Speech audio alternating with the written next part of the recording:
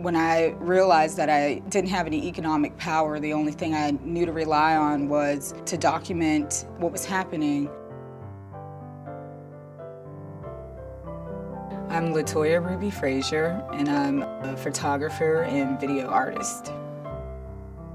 For the past 12 years, I've made portraits, still life, landscapes, and performances using photography and video, documenting my hometown of Braddock, Pennsylvania. I make work that deals with the intersection of the steel industry, environmental pollution, and the healthcare crisis.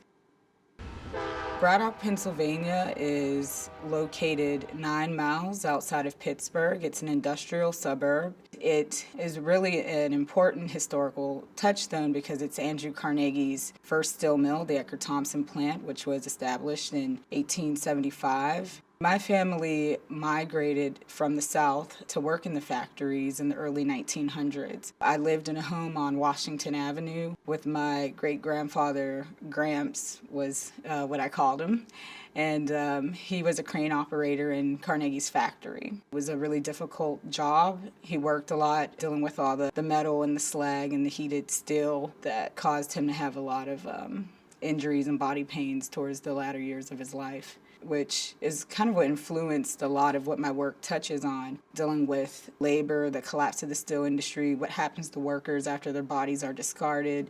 There aren't many stories about African American families from Braddock.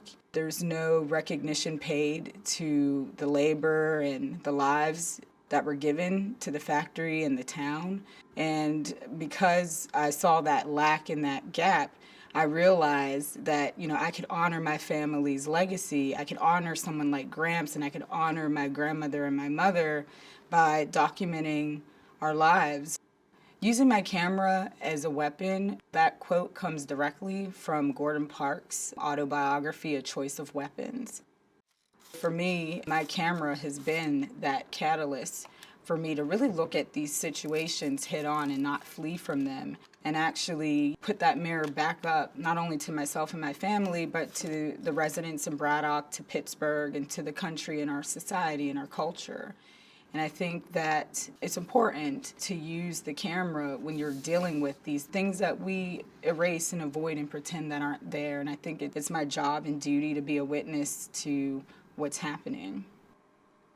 When I got the call from the MacArthur Foundation, I just felt a deep sense of responsibility and gratitude, and I was really overjoyed because I realized that, it's an opportunity for me to really make meaningful work, continue to make meaningful work, and to have a purposeful life.